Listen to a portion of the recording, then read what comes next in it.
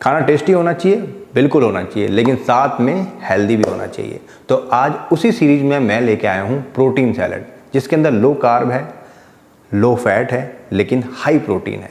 तो चलिए मिलके बनाते हैं हाई प्रोटीन सैलड। कैसे हो मेरे स्वाद के मित्रों, मैं शेफ भूपी आपका स्वागत करता हूँ अपनी ऑनर्स किचन में। तो आज हम बनाने जा रहे हैं स्प्राउट। तो स्प्राउट का बेसिक आपको बता देता हूँ यहाँ पे। तो यहाँ पे 4 चीज़ें मैंने ली हैं, चारों चीज़ों का स्प्राउट निकल जाता है, मतलब अंकुर निकल जाता है। तो पहले नंबर पे क्या है, ये है मोठ। देखिए इस तरह की होती है। इस दाल को तो लगभग भूल ही गए हैं लोग बाग। मूंग दाल तो सबको याद रहती है, मोठ सब भूल गए हैं। मोठ बहुत अच्छी होती है, बहुत अच्छे फाइबर होते हैं, प्रोटीन सोर्स भी बहुत अच्छा होता है, इसको जरूर खाना चाहिए। ये कच्ची मूंगफली है जिसके अंदर छिलका भी है, इसके भी स्प्राउट निकलते हैं, लेकिन बस खास बात ये है कि इसके स्प्राउट थोड़े वक्त लेता है, थोड़ा सा टाइम ज़्यादा लगता है इसमें। ये है अपनी मूंग दाल, हरी मूंग दाल, जिसका आमतौर पर सबसे ज़्यादा जो इस्तेमाल किया जाता है स्प्राउट में अंकुरित करने में, इसी दाल का किया जाता है। उसके बाद में है ये चना, ये साबुत चना है, काला चना। ये बड़ा वाला चना है, आपको मैं छोटा चना भी दिखा देता हूँ। ये है छोटा वाला चना, ये देखिए, इन दोनों का साइज़ देखिए आप। इसका स्प्राउट बहुत अच्छा निकलता है, इसका भी निकल जाता है, लेकिन थोड़ा सा वक्त ज़्यादा लेता है और कई स्प्राउट इसके निकलते नहीं हैं। इसलिए इसको सिर्फ करी, आप करी बनाते हो उसके लिए इस्तेमाल करें तो ज़्यादा बेहतर रहेगा। मोटे चने का ही इस्तेमाल किया जाता है स्प्राउट के लिए। तो चलिए चारों चीज़ें हैं, चारों को अच्छी तरह से वॉश कर लेते हैं।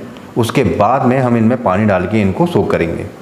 तो यहाँ पे हमने चने और दाल को अच्छी तरह से धो लिया है और उसके बाद में भरपूर मात्रा में पानी भर दिया है। बर्तन बड़े ले लिए मैंने, क्यों? क्योंकि सोक होने के बाद में फूलेंगे तो यहाँ पे जगह मिलनी चाहिए। तो बर्तन काफ़ी बड़े लेने हैं, पानी ऊपर तक भरना है। और जब तक आप सोते हैं, मतलब कि 8 घंटे आपको इसको रखना ही होगा। 8 घंटे में आराम से फूल जाएंगे। 8 से 10 घंटे का टाइम होता है। तो चलिए मिलते हैं ब्रेक के बाद में। तो यहाँ पे लगभग 8 से 10 घंटे हो गए और देख सकते हैं आप कितनी अच्छी तरह से फूल गए हैं। अब एक बात आपको बता दूं, इस पे हाथ नहीं लगाना इस तरह से बार बार। इसको ऐसे धोना है कि इस पे हाथ ना लगे, क्योंकि हम जब बार बार इन पे हाथ लगाते हैं तो फिर ये स्प्राउट अंकुरित होने में दिक्कत आती है। तो सबसे पहले इसका पानी फेंक के आते हैं, उसके बाद में फ्रेश वाटर से एक बार धोना है बिना हाथ लगाए। सभी दाल और मूंगफली को मैंने अच्छी तरह से धो लिया है बिना हाथ लगाए हुए। स्ट्रेनर का इस्तेमाल किया और इनको सभी को धो लिया है। अब आपको एक बहुत ही इंटरेस्टिंग बात बता देता हूँ। सबसे पहले अंकुर किस में आएगा? इसमें आएगा, सबसे पहले इसमें आएगा। उसके बाद में यहाँ मूंग की दाल में आएगा, उसके बाद में चने की दाल में आएगा, और सबसे लास्ट में जो निकलेगा, सबसे ज़्यादा टाइम जो लेगा वो लेगा मूंगफली के अंदर, क्योंकि दालों का सबका अलग अलग टेक्सचर है, नेचर होता है। तो चलिए बिना हाथ लगाए अब इसको कपड़े में डाल देते हैं। तो यहाँ पे मैंने एक स्ट्रेनर ले लिया है, उसके नीचे एक बर्तन लगा दिया है। क्यों? क्योंकि पानी निकलेगा तो इसी में जाएगा।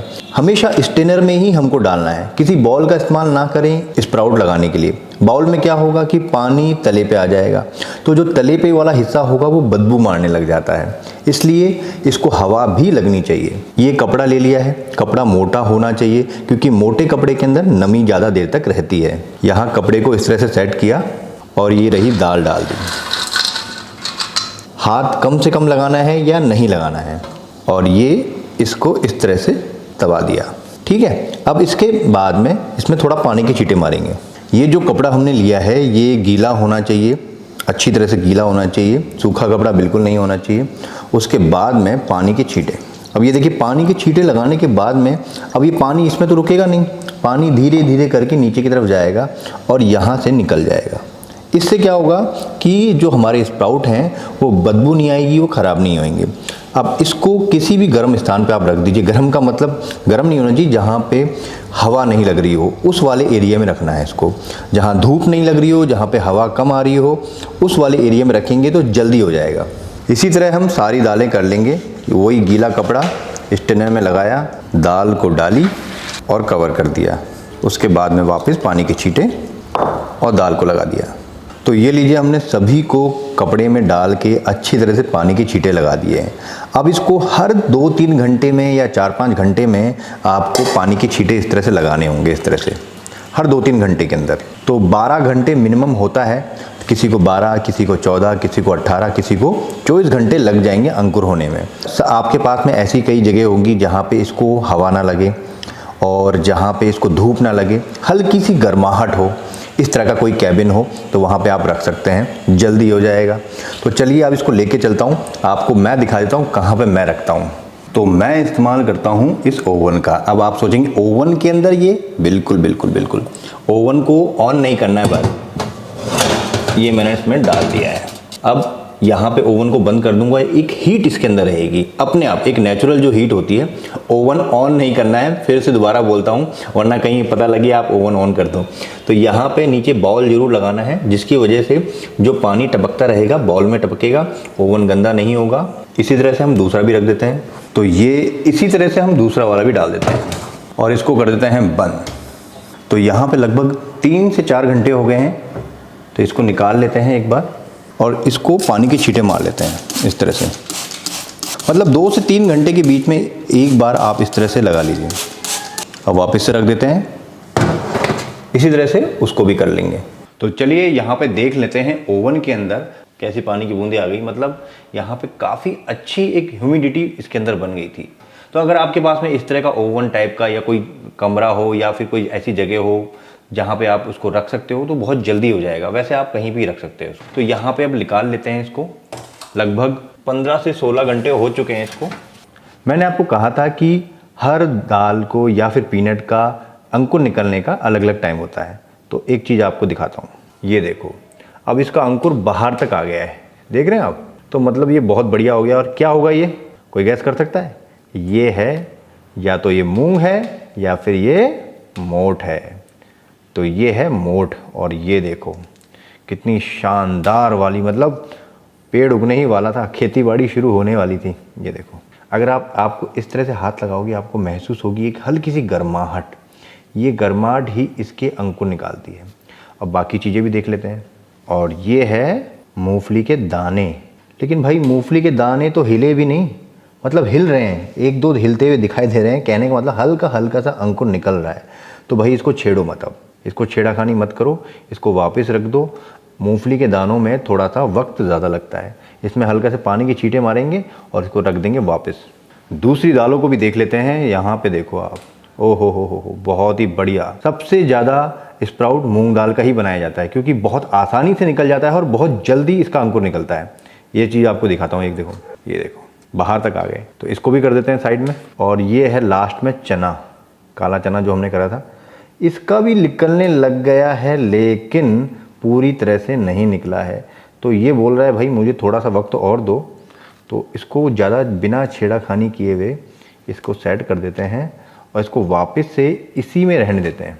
यहाँ पे इसको ऐसे करते हैं, वापस रखते हैं। एक चीज़ और इम्पोर्टेंट बता देता हूँ, इसमें जो पानी निकलता है ना धीरे धीरे करके, ये देखिए, इस पानी को फेंकना भी है बीच बीच में क्योंकि इसकी भी एक स्मेल इसमें आ जाती है, तो वो भी गंदी स्मेल आती है। इसमें पानी के छींटे मारते हैं और इसको भी साइड में करते हैं। स्प्राउट में लंबे समय तक आपके फ्रिज में रहें और उसमें कोई बदबू ना आए, उसके लिए भी ट्रीटमेंट करना ज़रूरी है। तो यहाँ पे क्या करना है, इसको निकालना है और एक बार वॉश करना है। और वॉश कैसे करना है वो भी आपको बता देता हूँ। कभी भी अंकुरित दालों को धोएं तो ठंडे पानी से ही धोना चाहिए, गर्म पानी से ना धोएं या गुनगुने पानी से ना धोएं। और इसको हाथ लगाने की ज़रूरत नहीं है ज़्यादा। देखो हाथ लगाएंगे तो इसका छिलका और इसका अंकुर टूटेगा। तो इस तरह से इसको अच्छी तरह से धो लीजिए। धोने से क्या होगा, इसके अंदर की जो जितनी भी स्मेल होगी वो सब निकल जाएगी। आप चाहें तो इसको थोड़ी देर के लिए, लगभग गर्मियों में कर रहे हैं तो 5 या 10 मिनट के लिए आइस वाटर में रख दीजिए, उसके बाद में स्टेन कर लीजिए, ऐसा भी कर सकते हैं। तो अब इसका पानी निकलने दीजिए अच्छी तरह से, सारा पानी निकल जाएगा, उसके बाद में हम इसको फ्रिज में रखेंगे। और ये रही चने वाली दाल। ये देखो जो काला चना है इसका स्प्राउट कितना बढ़िया से निकल गया है। इसको लगभग 24 घंटे से 30 घंटे के बीच में हो गया है। ये देखो, अगर आपको छोटा चाहिए तो आप इसको पहले भी कर सकते हैं। और टेम्परेचर क्या चल रहा है दिन का, मतलब क्या गर्मी है, ठंड में थोड़ा टाइम ज़्यादा लगेगा, गर्मी में थोड़ा जल्दी हो जाएगा। इसी तरह से ये है मूंगफली के दाने, इसको भी लगभग 24 घंटे से 30 घंटे या फिर 36 घंटे के आसपास हो जाता है। और ये देखो आप, कुछ इसमें देखो, एक में तो बहुत अच्छा निकल गया है, कई में नहीं निकला है, छोटा निकला है, इसमें थोड़ा टाइम ज़्यादा लगता है। लेकिन आपको मैं सजेस्ट करता हूँ कि इसको ज़्यादा देर तक ना रखें। अगर ज़्यादा देर तक रखेंगे तो इसमें फंगस भी लग जाता है, इसलिए थोड़ा सा केयर रखें। 36 घंटे या फिर 30 घंटे, इससे ज़्यादा ना रखें। अब इसको भी साफ़ पानी से हमको धोना है और इसको भी लेके आता हूँ। तो यहाँ पे हमने चनों को ठंडे पानी से अच्छी तरह से वॉश कर लिया है, जिसकी वजह से इसमें किसी तरह की जो स्मेल होती है वो निकल जाती है। अब आप एक चीज़ देखिए, यहाँ पे इसमें गीलापन है, तो आप स्ट्रेनर में इसको रख दीजिए और इसका जो सरफेस पे जो गीलापन है वो थोड़ा कम होना चाहिए, तभी हम इसको फ्रिज में रखेंगे, वरना ये फ्रिज में भी ख़राब हो जाएंगे। तो पहले इसको सूखने दीजिए इसको। और ये रहे मूंगफली के दाने। मूंगफली के दानों में बहुत ही कम निकला है, लेकिन थोड़ा बहुत निकला है। एक इम्पॉर्टेंट बात आपको बता देता हूँ, मूंगफली के दानों में से कोई दाना अगर ख़राब है, आपको सड़ा हुआ लग रहा है, पहले ही निकाल लेना उसको, वरना उसकी वजह से बाकी ख़राब हो जाएंगे। तो चलिए इसको भी हम रख देते हैं थोड़ा पंखे के नीचे, जिसकी वजह से इसके जो पानी का सरफेस है वो हट जाएगा, उसके बाद में हम फ्रिज में रखेंगे। तो ये देखिए हमने इसको थोड़ी देर बाहर रखा स्ट्रेनर पे और पंखे के नीचे रख दिया, जिससे इसके सरफेस पे कहीं पे भी आपको पानी जैसा नहीं दिख रहा होगा। अब आप इसको फ्रिज में रख सकते हो किसी भी एयर टाइट डब्बे में। तो इसको हम एयर टाइट डब्बे में डाल देते हैं इस तरह से। इसको फ्रिज में रख दीजिए, आराम से आपका 5 से 6 दिन तक चलता है। बस एक बात का ध्यान रखना है, जब भी आपको दोबारा रीयूज़ करना हो तो इसका कवर हटाइए, यहाँ पे पानी की बूंदें आएंगी, उसको साफ़ कीजिए और एक बार इस्तेमाल करने से पहले ठंडे पानी से वापस से धोना है इसको।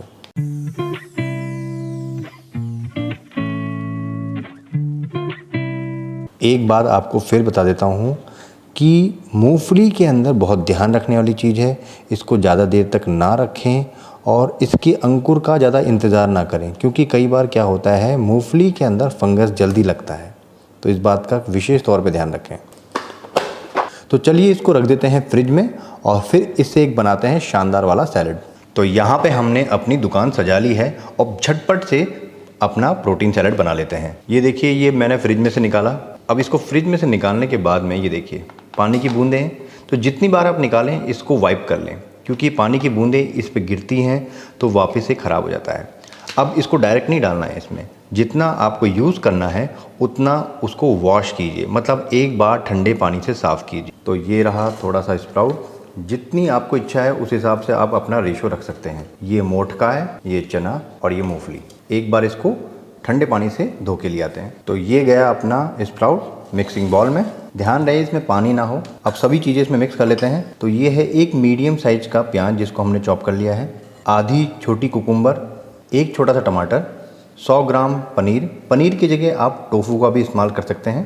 थोड़ी सी हल्का सा स्पाइसी करने के लिए एक छोटी सी हरी मिर्च, धनिया श्रद्धानुसार, काला नमक, चाट मसाला, आधी छोटी चम्मच जीरा, ये भुना हुआ जीरा है, नमक स्वादानुसार डालना है और साथ में हमने काला नमक डाला हुआ है, चाट मसाला डाला हुआ है, तो नमक हिसाब से डालना है, काली मिर्च और ये रहा नींबू। नींबू अपने हिसाब से डालना जितना खट्टा आपको चाहिए। आप चाहें तो इसमें एक्स्ट्रा वर्जिन ऑलिव ऑयल भी मिला सकते हैं। तो चलिए इसको कर लेते हैं मिक्स।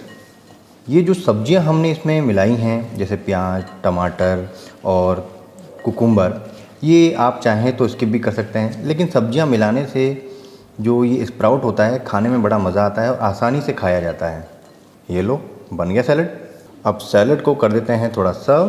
तो यहाँ पे मैंने एक कैबेज लिया है और ये गया हमारा सैलेड, हाई प्रोटीन सैलेड। आप इसको कभी भी खा सकते हो, लंच, डिनर, ब्रेकफास्ट में।